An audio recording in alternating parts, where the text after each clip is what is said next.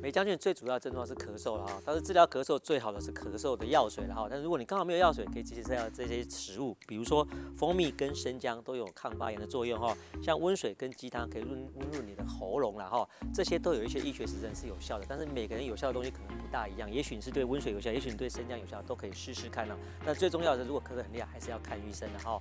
预防永远胜于治疗啊！预防梅将军就是跟预防 COVID-19一样哈。